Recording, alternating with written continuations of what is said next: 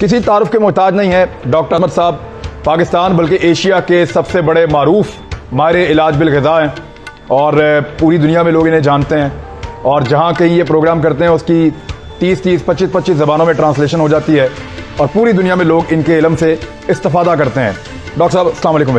بہت شکریہ سر جوائن کرنے کے لیے, بڑی مہربانی. سب سے پہلے مجھے یہ بتائیں کہ یہ کورونا ایکچولی ہے کیا, آپ کی سمجھ میں کیا ہے؟ کورونا ایک وائرس ہے. ہماری باڈی میں ویریس قسم کے پیتھوجنز ہوتے ہیں. پیتھوجنز کا مطلب ہے جراثیم. اس میں فنگس ہوتی ہے, اس میں بیکٹیریا ہوتی ہے اور اس میں وائرس ہوتا ہے. یہ وائرس جو ہے ایک تو بہت چھوٹے سائز کی ہوتی ہے اور اس کے بعد یہ ریپلیکیٹ بڑی جلدی کرتے ہیں. اس میں ویریس فارمز آف وائرس ہوتی ہیں. ایک وائرس ہوتی ہے جو کہ RNA وائرس ہوتی ہے, ایک وائرس ہوتی ہے جو کہ DNA وائرس ہوتی ہے. DNA وائرسز جو ہیں وہ بڑی جلدی ہمارا قوت مدافعت جو ہے اس کو قابو کر لیتی ہے, اور RNA وائرس جو کہ جیسے کرونا وائرس ہے, یہ ایک ایسی وائرس ہے جس کو ہمارے جسم کو ایک پراپر فائٹ کرنا پڑتی ہے. تو یہ ایک RNA وائرس ہے. ایک وائرس کے اندر انسان نے کوئی کوڈنگ ڈی کوڈنگ کی ہے, کچھ نہ کچھ کیا ہے اس کا. مثلاً میرے خیال میں اس میں زیادہ گہرائی میں جائیں گے تو لوگوں کو سمجھ میں نہیں آئے گی. میں ایک اور آسان طریقے سے سمجھا دیتا ہوں. مثلاً اگر ایک SARS-1 وائرس ایک 4x4 ٹرک تھا, ٹھیک ہے, کوئی ½ ٹن پک اپ ٹرک جیسے ٹویوٹا کے بڑے ٹرکس ہوتے ہیں, تو یہ وائرس اسی ٹرک کی چیسی پہ ایک ٹینک ہے.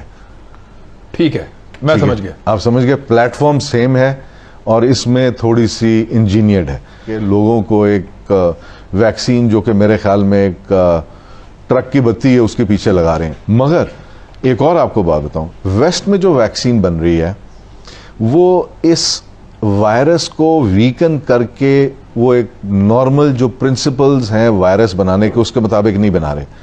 وہ اس وائرس کی انفیکشن کی وجہ سے جو آپ کے لنگز میں فلوئڈ جمع ہو جاتا ہے اس کو اینالائز کر کے اس کے اگینسٹ ایسے باڈی میں ڈیفنس میکانزمز انٹروڈیوس کرنا چاہتے ہیں کہ وہ not against that virus, اس کے ایفیکٹ کے اوپر کنٹرول کرنا چاہتے ہیں. اس کے ایفیکٹس کے اوپر کنٹرول کرنا چاہتے ہیں. بچ کیسے سکتے ہیں اس سے, اس وائرس سے؟ دیکھیں, سب سے پہلے تو ہمیں یہ ریئلائز کرنا ہوگا, اور یہ میں ڈرانے کے لیے نہیں کہہ رہا اور میں کوئی الارم پیدا کرنے کے لیے نہیں کہہ رہا, مگر جو انفارمیشن موجود ہے ہیومن مین کائنڈ کے پاس اس ٹائم, یہ تقریباً ہر انسان کو ہوگا. اور یہ کسی کو 6 مہینے بعد ہو, کسی کو 18 مہینے کے بعد ہو, کسی کو 2 سال کے بعد ہوگا. مگر اس میں ایک بات ہمیں پتہ ہونی چاہیے کہ وہ وائرس اشرف المخلوقات نہیں ہے, ہم اشرف المخلوقات ہیں. اور دنیا میں بہت ایسی چیزیں موجود ہیں اللہ تعالیٰ نے ہمارے ڈسپوزل پہ دی ہیں جو کہ اس وائرس کو کاؤنٹر کرتی ہیں کہ آپ کس طرح, کون سے ٹینجیبل سٹیپس ہیں جو آپ لے سکتے ہیں جس سے آپ کی قوت مدافعت بہتر ہو. آپ کے اپنی باڈی نے جب فائٹ کرنا ہے تو کس کے ذریعے کرنا ہے؟ آپ کی اپنی قوت مدافعت ٹھیک ہونی چاہیے. اگر قوت مدافعت ٹھیک ہے تو چانسز یہ ہیں کہ آپ کو صرف 2 چھینکیں آئیں گی, آپ پازیٹیو ہوں گے, آپ کی باڈی اپنی اینٹی باڈیز بنائے گی اور آپ ایسمپٹومیٹک رہیں گے, وہ اس طرح ہی جس طرح آپ کو کوئی فلو ہوا تھا. تو اس میں سب سے پہلی جو ضرورت ہے, میں لوگوں کو یہ کہتا ہوں کہ اپنی خوراک کی طرف دھیان دیں. اور لوگوں کے پاس ٹائم ہے میرے خیال میں. یہ اگر آپ یعنی کہ اپنا کھانے پینے کا طریقہ تھوڑا سا بدل لیں تو آپ یہ دیکھیں گے کہ یہ وائرس انشاءاللہ ہمیں کچھ بھی نہیں کہے گا. کیا کریں؟ یعنی ایک عام آدمی آپ کہہ رہے ہیں موٹا نہیں ہونا چاہیے, جی, اور کیا کریں؟ سب سے پہلے تو ہاضمہ. ایک تو اس سے ڈرے نا آپ کے خیال میں. ہاں, اس سے ڈریں مت. اور دوسری بات یہ ہے کہ میں اگر ٹینجیبل سٹیپس اگر بتاؤں تو سب سے پہلی بات کہ آپ کو اپنا ہاضمہ ٹھیک رکھنا ہے. ایک بات یاد رکھیے کہ آپ کا امیون سسٹم جو ہے, ہم مثلا میں اپنی انگلیاں دیکھ سکتا ہوں, میں اپنی آنکھیں دیکھ سکتا ہوں, اپنے کان پکڑ سکتا ہوں, مگر مجھے یہ نہیں پتا کہ میرا امیون سسٹم کہاں پہ ہے. ہمارا امیون سسٹم جو ہے وہ ہمارے اسٹمک میں ہے. 80% of our immune system is housed in our gut. اب آپ یہ دیکھیے, اگر آپ کا ہاضمہ ٹھیک ہے, اگر آپ کو قبض نہیں ہے, پیٹ خراب نہیں ہے, تو آپ کا امیون سسٹم بہتر فنکشن کر رہا ہے. اس کو, اور اگر کسی کا خراب ہے اس کو ٹھیک کرنے کا کیا طریقہ ہے؟ اس کے لیے میں 2-3 چیزیں بتانا چاہوں گا. میرے خیال میں سب سے پہلے تو دہی کا استعمال ضرور کیا کریں. दही का इस्तेमाल करें जी पाकिस्तानी, नंबर 1। हाँ, दही का जरूर इस्तेमाल करिए, हाजमा ठीक करने का। दूसरी बात मैं ये कहूंगा कि लहसुन और अदरक का खूब इस्तेमाल होना चाहिए। हमारे यहाँ तो बहुत मिलती है लहसुन अदरक। लहसुन अदरक मिलती तो बहुत है, मगर लहसुन जो है हमारे गट में ऐसे पैथोजेंस जो कि हमारे इम्यून सिस्टम को कॉम्प्रोमाइज करते हैं, वो उनको रिमूव कर देती है।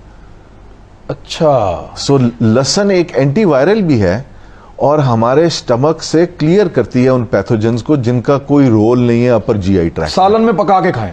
सालन में पका के खाने से उसकी इफादियत खत्म हो जाती है। खत्म या कम? कम हो जाती है। कम मेरे ख्याल में खत्म ही हो जाती है, क्योंकि हम बहुत ज्यादा पकाते हैं। हम तो लहसुन को वैसे कैसे खा सकते हैं? लहसुन को बेहतरीन खाने का तरीका ये है कि उसके छोटे छोटे टुकड़े करें, उसको 5-7 मिनट हवा लगने दें। जब हवा लगती है तो उससे एक चीज बनती है जिसको हम एलिसन कहते हैं, जो कि बहुत जबरदस्त एक एंटी माइक्रोबियल पेप्टाइड है।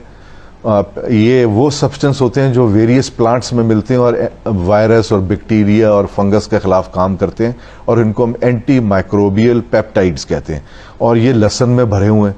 तो आप लहसुन खाइए, आपको एंटी वायरल प्रोटेक्शन भी मिलेगी। और खाने का तरीका ये है कि छोटे छोटे टुकड़े करके एक छोटी सी तुरी लीजिए, एक छोटी सी सेगमेंट लीजिए, उसके छोटे छोटे से आप हिस्से कीजिए और उसको आप पानी से निगल लीजिए खाने के बाद। एक लहसुन का पीस काफी है। एक लहसुन का पीस एक दिन में खाएं। एक दिन में खाएं। अच्छा, उसके बाद एक और बात बताओ। अब अदरक आ गया, जिंजर। नहीं, मैं लहसुन के बारे में पहले बात पूरी कर दूं। वो ये कि अगर आप 25-30 दिन खाएंगे तो आपके अंदर से लहसुन की स्मेल आनी शुरू हो जाएगी। That is the time to stop. अच्छा जी, उसका मतलब ये है कि आपके वो एलिसन के कंपाउंड्स पूरे हो गए। सो एक बेहतरीन डिफेंस आपको मिल गया।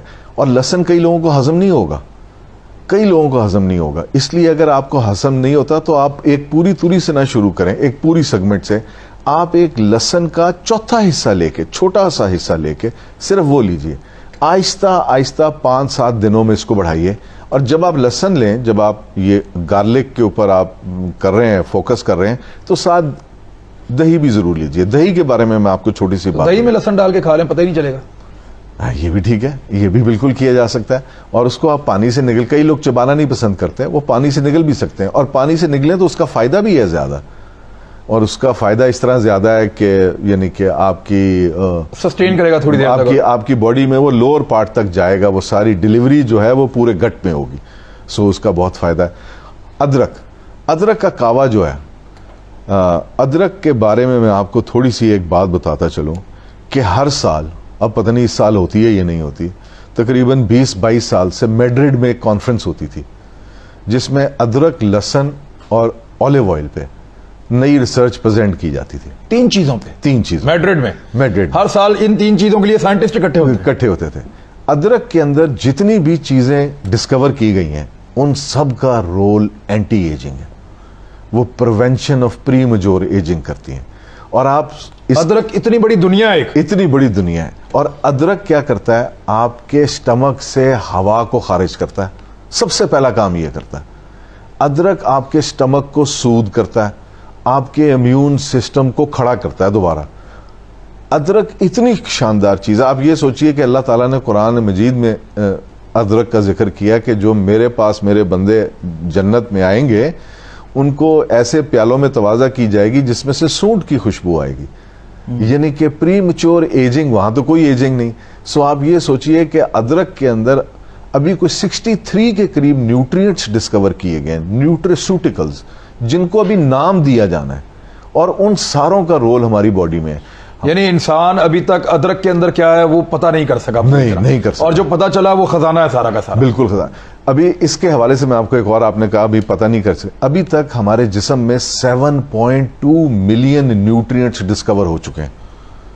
ठीक है, सारे के सारे वेरियस सब्जियों, 72 lakh nutrients, 72 lakh nutrients discover हो चुके हैं।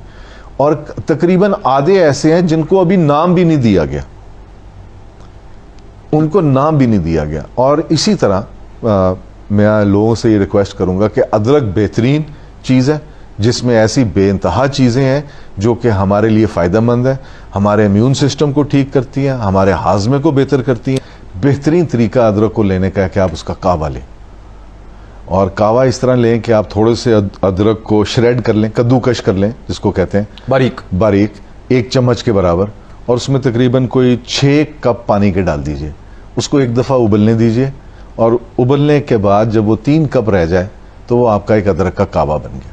اور وہ ایک بہت زیادہ کانسنٹریٹڈ بھی نہیں ہے. گڑ کے ساتھ لے لیں بے شک, جی گڑ کے ساتھ لے لیں, اس کے اندر آپ شہد کے ساتھ لے لیں, یہ آپ لے سکتے ہیں, اور یہ دن میں ایک دفعہ ضرور لیجئے. اس سے آپ کا ہاضمہ بھی بہتر ہوگا.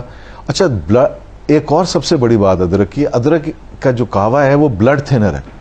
اور یہ سوچئے کہ اگر آپ کا بلڈ تھن ہے تو وہ بلڈ تھنر نہیں کے طور پہ کام کرے گا. ہارٹ کے پرابلم نہیں ہوں گے آپ کو؟ نو, آپ کا ہارٹ کے لیے بہتری کے لیے. ہارٹ کے پرابلم نہیں ہوں گے آپ؟ جی, آپ کو ہارٹ کے پرابلم نہیں ہوں گے, آپ کی سرکولیشن بہتر کرے گا, آپ کی میموری بہتر کرتا ہے, اس کے بعد پری میچور ایجنگ کو پریونٹ کرتا ہے. سیلولر لیول پہ کینسر سیل کا جو ایک مرنے کا پروسیس ہوتا ہے جس کو ہم اپوپٹوسس کہتے ہیں, اس کے اندر باڈی کو اسسٹ کرتا ہے. بہت زیادہ فنکشنز ہیں ادرک کے.